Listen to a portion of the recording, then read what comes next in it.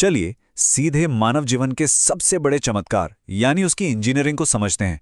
एक दिलचस्प बात पता है, एक महिला अपने सभी अंडों के साथ पैदा होती है, लाखों में, लेकिन पूरी जिंदगी में उनमें से सिर्फ कुछ 100 ही मैच्योर हो पाते हैं। आज हम इसी कमाल के आर्किटेक्चर की गहराई में उतरेंगे। तो इससे पहले कि हम इस पूरे स्ट्रक्चर की नींव और दीवारों को देखें, क्यों ना हम सीधे फाइनल प्रोडक्ट से शुरू करें। स्क्रीन पर जो दिख रहा है वो एक डेवलप हो रहा भ्रूण है। ये उस अविश्वसनीय प्रोसेस का नतीजा है जहां दो बिल्कुल अलग अलग बायोलॉजिकल डिजाइन एक साथ मिलकर कुछ नया बनाते हैं।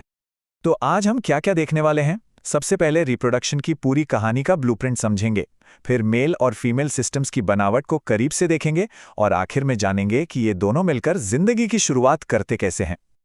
तो चलिए शुरू करते हैं।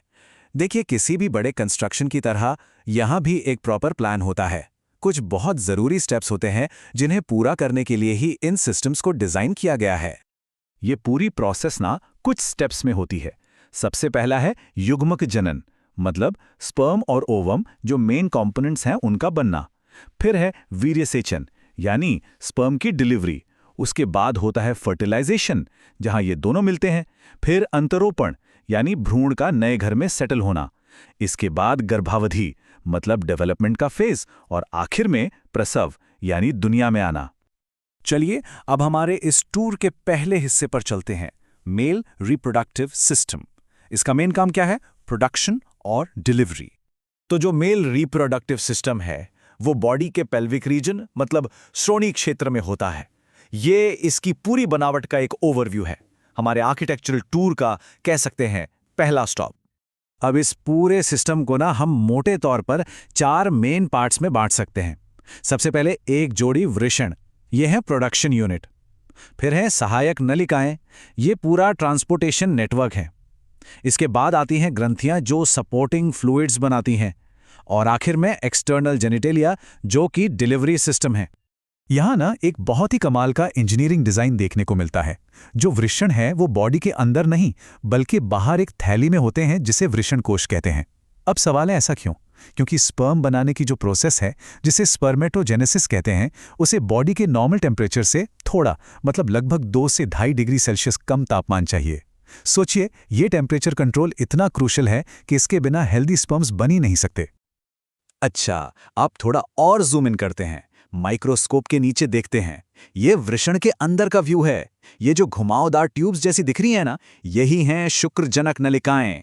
आप इन्हें एक माइक्रोस्कोपिक फैक्ट्री मान लीजिए, जहां हर रोज लाखों स्पर्म्स बनते हैं। हर ट्यूब एक असेंबली लाइन की तरह काम करती है। अब इस फैक्ट्री के अंदर कुछ स्पेशल वर्कर सेल्स भी हैं। इन्हें कहते हैं सटोली सेल्स। इनका काम क्या है? ये जो डेवलप हो रहे स्पर्म्स हैं उनको न्यूट्रिशन देना, उनकी देखभाल करना, बिल्कुल एक नर्स की तरह। और इन ट्यूब्स के बाहर जो खाली जगह है वहां होती हैं लेडिक सेल्स।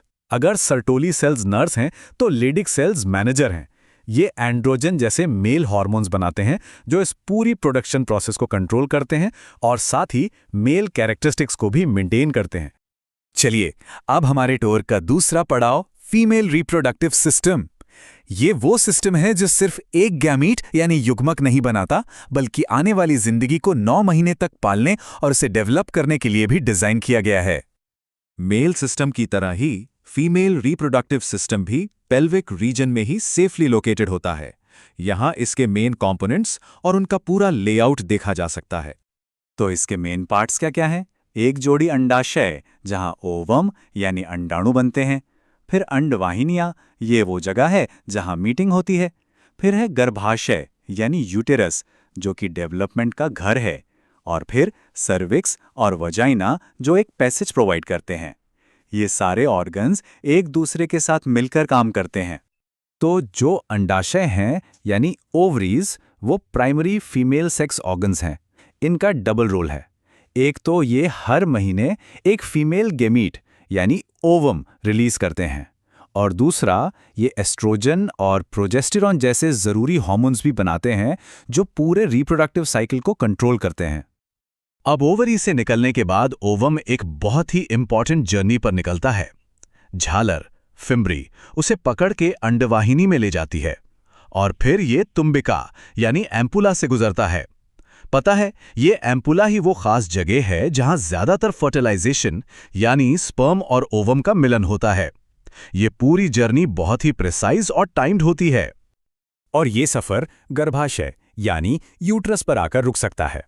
इसे हम कोख या बच्चेदानी भी कहते हैं। और यहाँ एक बड़ी दिलचस्प बात है, प्रेगनेंसी के दौरान ये ऑर्गन अपने नॉर्मल साइज से 500 गुना तक बड़ा हो सकता है ना कमाल? ये नेचर की इंजीनियरिंग का एक जबरदस्त एग्जाम्पल है जो जिंदगी को पालने के लिए बना है।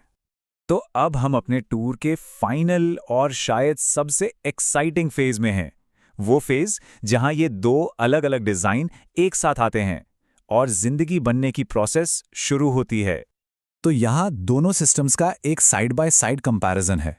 एक तरफ है मेल सिस्टम जिसका प्राइमरी ऑर्गन है वृषण, जो बॉडी के बाहर लाखों छोटे और मोटाइल यानी गतिशील स्पर्म्स बनाता है।